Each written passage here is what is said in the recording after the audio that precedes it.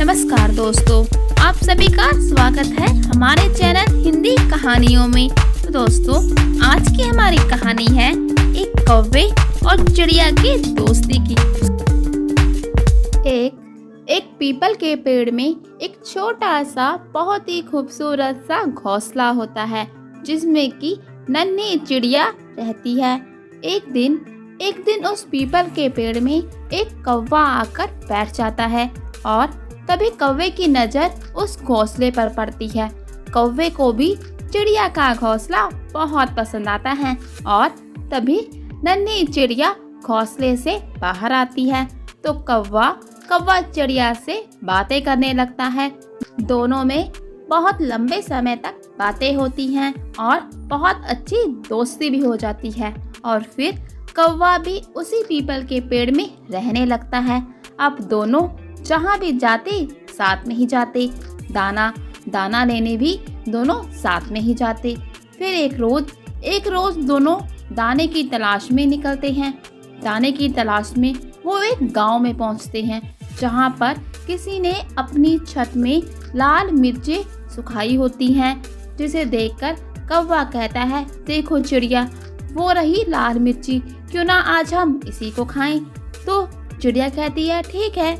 दोनों लाल मिर्ची को खाने के लिए जैसे ही उसके पास जाते हैं तो कौवा चिड़िया से कहता है कि चलो देखते हैं कौन ज्यादा मिर्ची खाता है। जो भी ज्यादा मिर्ची खाएगा वो दूसरे को खा जाएगा। चिड़िया को कौवे की बात मजाक लगती है और वो मान जाती है और फिर दोनों ही मिर्ची खाना शुरू कर देते हैं।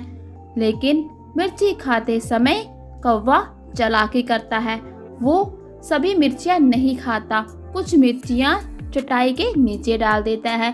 लेकिन भोली चिड़िया एक साथ मिर्ची खाना शुरू कर देती है और ज़्यादा मिर्ची नहीं खा पाती और कौवे से हार जाती है। और कौवा अपनी जीत के नशे में जोर से चिल्लाता है कि मैं जीत गया, मैं जीत गया, मैं जीत गया, अब मैं तुम्हें खाऊंगा, अब मैं तुम्हें खाऊंगा।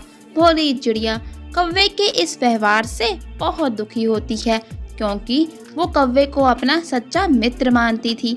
लेकिन फिर चिड़िया बोलती है, ठीक है, तुम मुझे खा जाओ, लेकिन पहले तुम अपनी चोंच धोकर आओ। तुम्हारी चोंच बहुत गंदी है, पता नहीं तुम क्या क्या खाते रहते हो। तो कौवा चिड़िया की बात मानकर नदी में जाता है अपनी चोंच धोने के लिए। फिर जब वो नदी के पास पहुंचता है और नदी से पानी मांगता है अपनी चोंच धोने के लिए, तो नदी बोलती है, नहीं, मैं तुम्हें पानी नहीं दूंगी क्योंकि तुम्हारी चोंच गंदी है। लेकिन हाँ, अगर तुम कोई मटका ले आओ तो तुम जितना चाहो उतना पानी उसमें भर सकते हो। कौवा नदी की बात मानकर कौवा निकल पड़ता है कुम्हार के पास और जब वो उससे मिट्टी का घड़ा मांगता है तो कुम्हार कहता है कि हाँ, मैं तुम्हें घड़ा जरूर दे दूंगा, लेकिन अभी मेरे पास मिट्टी नहीं है। तुम ऐसा करो, मुझे मिट्टी ला दो, मैं तुम्हारे लिए घड़ा तैयार कर दूंगा। कुम्हार की बात सुनकर कौवा चले जाता है मिट्टी लेने के लिए। फिर जब वो एक खेत में पहुंचता है और धरती में अपनी चोंच मारता है मिट्टी निकालने के लिए, तो धरती से आवाज़ आती है कि रुक जाओ, मैं तुम्हें अनुमति नहीं देती कि तुम अपनी चोंच से मेरी मिट्टी लेके जाओ, क्योंकि दुनिया जानती है कि तुम कूड़ा कचरा गंदगी ना जाने क्या कुछ खाते हो। इसलिए अगर तुम्हें मिट्टी चाहिए तो जाओ, पहले कुदाल लेके आओ। तो कौवा धरती की बात सुनकर लोहार के पास पहुंचता है और कहता है कि मुझे एक कुदाल चाहिए। तो लोहार उससे कहता है, ठीक है, मैं तुम्हें कुदाल दे दूंगा, लेकिन पहले तुम आग लेकर आओ। और फिर कौवा आग लेने के लिए एक किसान के घर जाता है, जहाँ पर उसकी पत्नी रसोई में खाना बना रही होती है और उससे कहता है कि मुझे थोड़ी सी आग दे दो। तो किसान की पत्नी जलती हुई लकड़ी कौवे की चोंच में रख देती है। जलती हुई लकड़ी को जब कौवा लेकर आ रहा होता है तो आग की लपटें बहुत ही जल्द उसके पंखों तक पहुंच जाती है और उसको जलाकर भस्म कर देती हैं। तो इस तरह से एक चालाक और धोखेबाज कौवे का अंत हो जाता है। कहानी अच्छी लगी हो तो वीडियो को लाइक शेयर करना बिल्कुल ना भूले और चैनल को सब्सक्राइब कर ले।